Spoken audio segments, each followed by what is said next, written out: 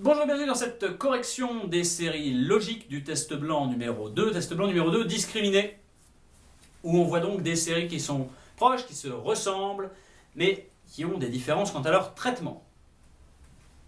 Cette correction, tout comme le test blanc numéro 2, fait partie du programme Matlotage où au-delà de ce test blanc numéro 2, vous retrouvez 6 tests blancs complets et corrigés en vidéo, une cinquantaine de cours et des milliers d'exercices. Tous les liens apparaissent à l'écran, notamment celui pour télécharger le sujet qu'on va traiter si jamais vous ne l'aviez pas encore travaillé.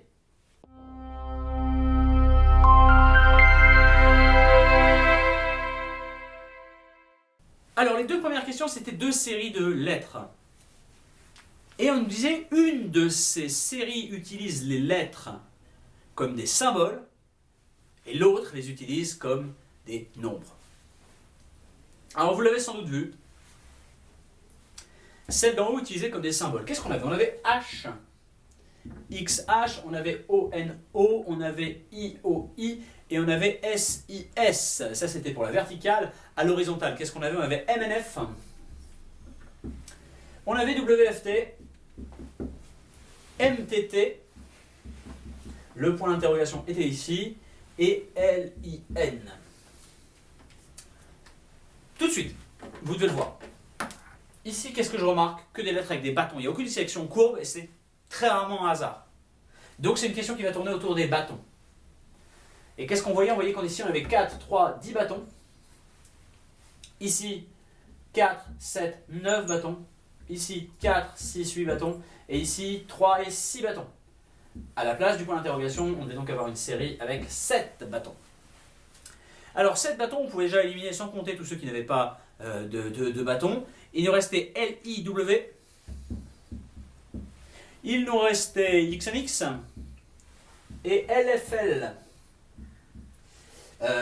Donc 3 et 7 ça marchait, 4 et 7 ça marchait, et 5 et 7 ça marchait. Qu'est-ce qu'on voyait ici? Ici il y avait une symétrie centrale, d'accord? On utilisait toujours les chiffres comme des symboles. Symétrie centrale, ça veut dire ça, en gros c'est que je peux faire 180 degrés, horaire ou anti-horaire, vu que c'est la même chose. Et je me retrouve avec le même mot, sans dessus-dessous, je me retrouve avec le même mot exactement, qui se superpose au premier. Donc la bonne réponse, c'était XNX. Pourquoi elle est intéressante cette question?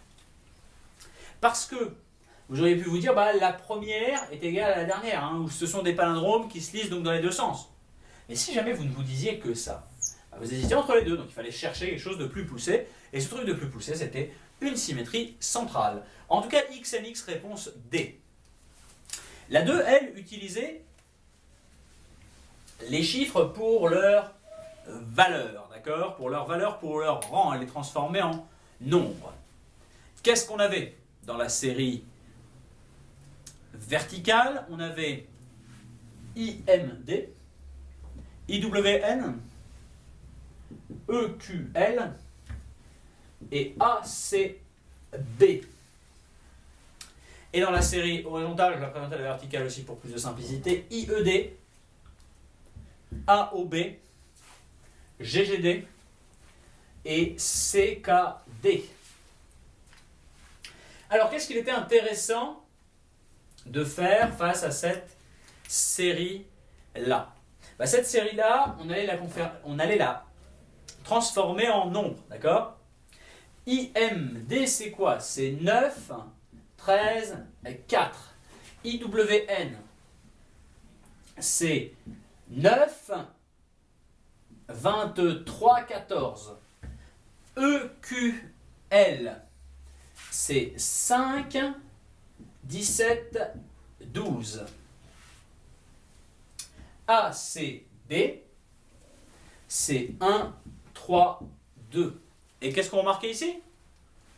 La première plus la dernière donnait le milieu. Autrement dit, le milieu, c'était la somme des deux extérieurs. Même chose ici. On transformait en nombre. Et qu'est-ce qu'on avait? On avait IED. 9, 5, 4. AOB, 1, 15 et 2. GGD, 7, 7 et 4. Et CKD, 3, 11 et 4. 3, 11 et 4. Qu'est-ce qu'on remarquait, la somme? des rangs des lettres donnait toujours 18. Alors, quelle réponse respectait ce principe? C'était EID, réponse E. Pour discriminer les nombres, je vous proposais de discriminer entre on utilise le nombre dans son intégralité et on utilise uniquement certains chiffres du nombre. Nombre dans leur intégralité, c'était celle proposée en 3, où on avait dans la série horizontale 324, 297, 531. Et dans la série verticale, 961, 841 et 529. Bon candidat, ici, il reconnaît immédiatement cette série-là. Ce sont des carrés. 31 au carré, 29 au carré et 23 au carré. Et ici, qu'est-ce qu'il voit? Il peut faire la somme et voir que ça donne 9, 18 et 9. Autrement dit que ce sont tous des multiples de 9. On cherche un carré multiple de 9. Notre réponse, c'est 441, qui est égal à 21 au carré, et dont la somme des rangs donne 9. Donc réponse B. Question 4. Je vous le disais, on utilise uniquement certains chiffres. Pareil, je vais vous mettre les deux à la verticale, parce que vous allez voir, c'est sans doute plus simple. 365, 417, 803, le point d'interrogation 581. Et la série qui originalement était verticale, 881, 367, le point d'interrogation 254 et 749. Alors, ici on utilise seulement une partie des nombres. Oui, ils sont constitués de carrés, d'accord? Soit les deux derniers, soit les deux premiers en alternance forment un carré. 81, c'est un carré. 36, c'est un carré. 25, c'est un carré. 49, c'est un carré. On cherche donc un nombre qui se termine par un carré. Et cette autre logique nous permettait de statuer sur le premier chiffre. Pourquoi? Parce qu'on avait une progression inter. Et ici, elle est très facile à voir. Quand je les mets en colonne, quand je les mets à la verticale, ah oui, c'est 5, 4, 3, 2, 1. D'accord? Moins 1 en alternance sur le dernier, premier, dernier. Mais c'est beaucoup plus difficile à voir quand elles sont à l'horizontale. Donc il faut vous entraîner à savoir les voir aussi à l'horizontale. Donc on cherche un nombre qui commence par un 2, qui se termine par un carré. On a quoi? On a 201 pardon, et 229 et même 206. Tiens. 6, est-ce que c'est un carré? Bah non. 29, non plus. 201, 1, c'est bien. 1 au carré. Question 5. Comme les questions 1 et 2, une qui utilise les lettres comme des symboles, l'autre comme des nombres. Celle qui utilisait comme des symboles, c'était la question 5. On avait SRF, NJL, TRD et VXL. À l'horizontale et à la verticale, on avait ITN, WFV, le point d'interrogation, MFT, LKM. Qu'est-ce qu'on remarque à l'horizontale? Ah, pareil, c'est trop gros pour être une coïncidence, on n'a que des consonnes. On n'a aucune voyelle là-dedans. La probabilité c'est 0,0000001% de n'avoir aucune voyelle dans une série. Donc, on pense tenir notre logique. Que des consonnes. Maintenant, la série qui était à la verticale. Encore une fois, trop gros pour être une coïncidence, on n'a rien qui a de section courbe, on n'a pas de S, on n'a pas de J, on n'a pas de D, on n'a que des lettres en bâton, donc on va compter les bâtons. 1, 2, 3, 4, 3, 2,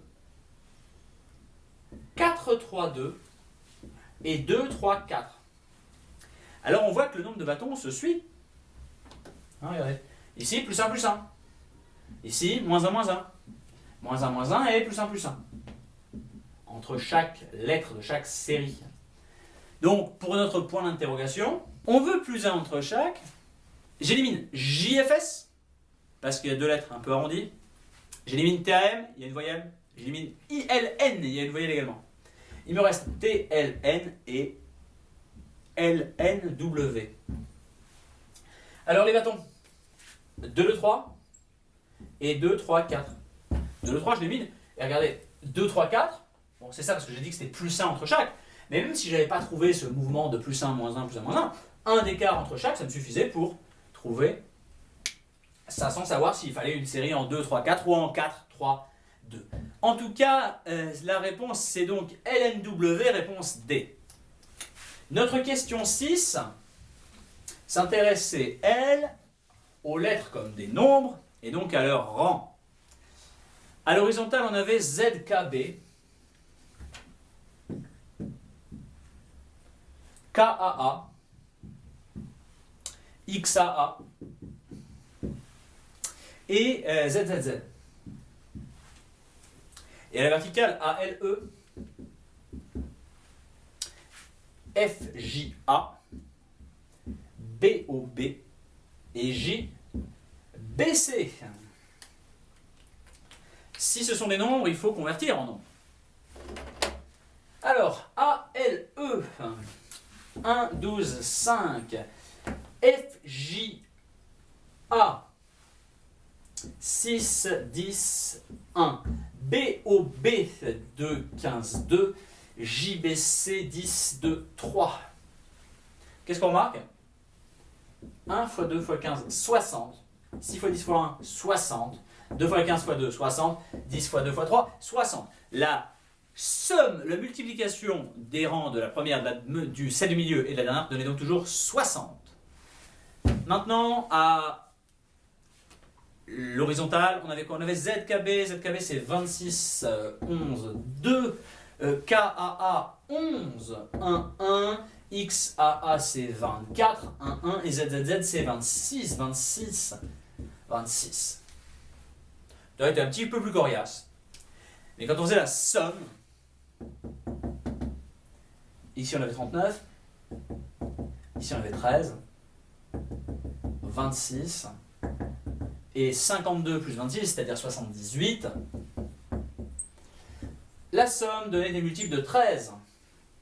Et la multiplication devait donner 60. Alors qu'est-ce qui marche? Somme égale 13, multiplication égale 60. Eh bien c'est BFE la réponse B, parce que ça nous donne 2, 6, 5, 2 plus 6 plus 5, 13, 2 x 6, 12 x 5, 60. Question 7 et 8, comme dans les questions 3 et 4, on avait une des deux logiques qui utilisait les nombres pour leur ensemble et l'autre les nombres pour leur partie. Alors pour leur ensemble, qu'est-ce qu'on avait? On avait cette série qui nous disait 190, 433, 172 et 505, c'était donc la série horizontale. La somme, c'était 10. 1 plus 9 plus 0, 10. 4 plus 3 plus 3, 10. 1 plus 7 plus 2, 10. 5 plus 0 plus 5, 10. Peut-être un petit peu plus coriace, la série verticale. 153, 697, 731 et 221. Coriace, pourquoi? Parce que ce sont des multiples de 17. Mais ici, il y a quand même le 221 qui doit attirer votre attention. C'est un de ces nombres que vous connaissez, hein, donc 221 c'est 13 x 17. Bon, bah je sais que c'est 13 x 17. Est-ce que les autres sont des multiples de 13? Est-ce que les autres sont des multiples de 17? Je vais regarder un petit peu. 153 c'est quoi? 153, je sais que c'est 17 x 9. Bon, ça confirme mon intuition de multiple de 17. Est-ce que je vais vérifier si 197 et 131 sont multiples de 17? Oui, je peux, et facilement, pourquoi? Je connais quoi comme multiple de 17? Je connais 51 et 102, d'accord? Donc avec ça, je peux aller approximer un multiple de 17 dans les 700. Je multiplie juste par 7. Qu'est-ce que je sais? Je sais que 714 est multiple de 17. 714 moins 17, le multiple précédent, c'est 697. Et plus 17, le multiple suivant, c'est 731. En 5 secondes, j'ai bien vérifié que 637 et 731 étaient multiples de 17. Alors, lequel qui est... On cherche un multiple de 17 dont la somme fait des chiffres font 10. Il y en a un plutôt facile. 442, la réponse D. 442, c'est quoi? C'est le double de 221. Donc c'est 26 x 17, pas de question à se poser. 4 plus 4 plus 2, 10. C'est évidemment la réponse D. Alors la 8, en série verticale, on nous proposait 736 811, 425 et 497. Et en série horizontale, qu'on va remettre à la verticale parce que ça va être plus facile à voir, on avait 581, le point d'interrogation, 803, 417 et 365.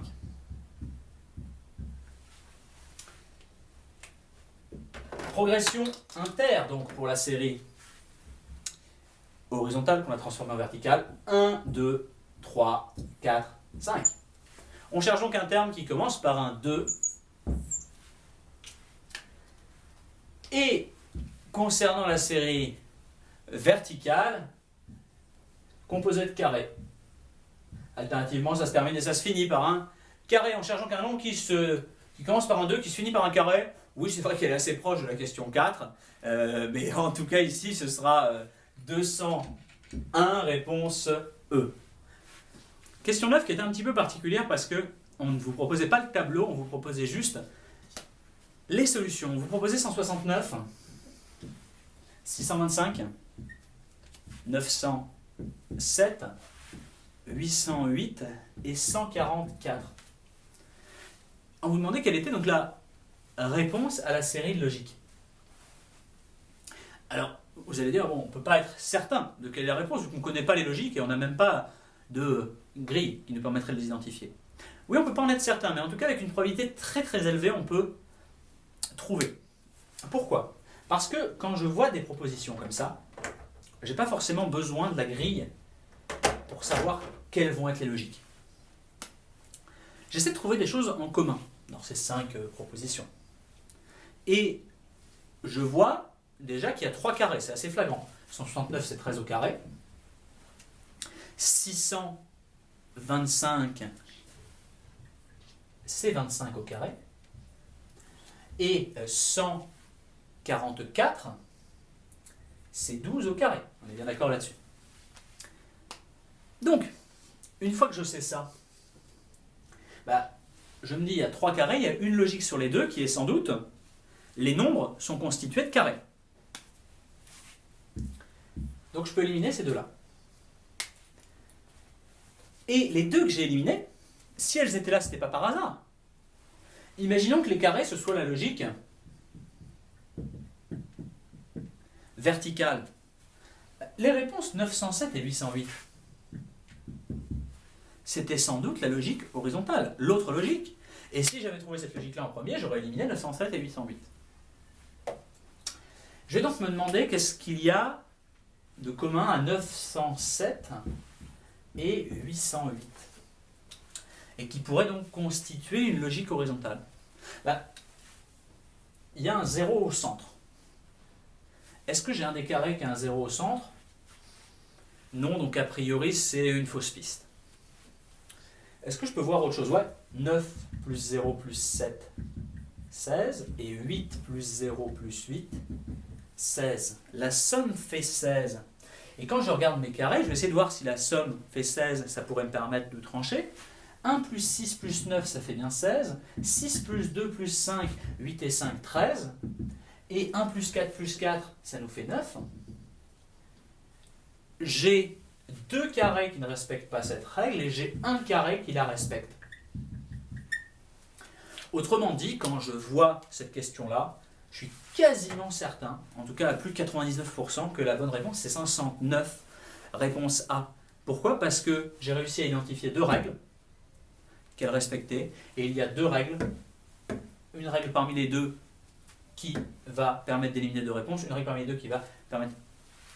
Donc je suis quasiment certain à 99,9% que c'est la réponse A, parce que c'est la structure classique d'une question de logique. D'accord? J'ai une règle qui me permet d'éliminer 2 propositions, une autre règle qui me permet d'éliminer 2 autres propositions, et il ne m'en reste plus qu'une à la fin qui respecte les 2 règles. Donc ces questions de logique, parfois quand on ne voit pas dans le tableau, on peut les traiter, on va dire un peu par rétro-ingénierie, en cherchant comment ont été constituées les propositions, car c'est quasiment toujours avec cette structure classique-là. On passe à la logique visuelle. On nous disait pour la logique visuelle qu'à chaque fois, une des 2 séries était constituée d'une règle d'ensemble et une des 2 séries d'une règle de progression. D'accord? Donc on avait nos deux premières questions qui étaient basées sur des barres. On avait la question 10 que je ne vais pas vous reproduire, mais c'est des barres un peu comme ça qui partaient dans tous les sens et on ne voyait pas forcément trop de logique. Et la question 11, où là il y avait moins de barres, c'était déjà un peu plus lisible. On avait une première case qui faisait ça, on avait une deuxième case qui faisait ça et une troisième case qui faisait quelque chose comme ça. Hop. Donc, question 11, c'était une logique de progression. Quand on comptait le nombre de zones séparées par les traits, on voyait que dans la première case, on avait 1, 2, 3 zones. Deuxième, 1, 2, 3, 4 zones. Et dans la troisième, 1, 2, 3, 4, 5 zones séparées par les traits. On cherchait donc une zone, une case qui comportait 6 zones différentes. Et c'était le cas de laquelle? C'était le cas de la réponse D, celle qui faisait à peu près ça. Regardez ici, on avait bien 1, 2, 3, 4, 5, 6 zones divisées dans la case. Pour la question 10, on cherchait donc un ensemble, d'accord, une règle commune qui régissait toutes les figures de la série. Et si on comptait attentivement les traits, on se rendait compte qu'en réalité, il y avait un ordre, d'accord? Il y avait un ordre, une régularité, dans le sens où tous les traits, même sans avoir besoin de les compter, allaient soit de la gauche à la droite de la figure, soit du haut en bas. Mais on n'avait aucun trait qui faisait un parcours du genre, hop, d'un côté à l'autre comme ça, ou comme ça. D'accord? C'était soit bord gauche, bord droit, soit bord haut, bord bas. Donc c'était déjà une certaine forme de régularité qui nous permettait d'en éliminer quelques-unes. Mais en plus de ça, on voyait que dans une case, ces droites régulières, il y en avait toujours le même nombre de chaque type. On pouvait avoir des figures comme ça, avec une de haut en bas et une de gauche à droite, ou alors une figure où on avait 3 de haut en bas et 3 de gauche à droite, mais en tout cas elles étaient en nombre identique. Donc la réponse A, elles n'étaient pas en nombre identique, on avait bien cette régularité là, mais il y en avait 3 et 2, pas un nombre identique. B, on avait bien cette régularité là, mais il n'y avait pas un nombre identique, il y en avait 2 et 0. C, régularité mais pas de nombre identique, 3 et 1, 2 et 1, pardon. D, elle suit bien cette régularité. On a haut en bas et gauche à droite, et le même nombre, 1 et 1. Et 3, elle suit pas cette régularité parce qu'on a 3 et 4. Donc réponse D. Question 12.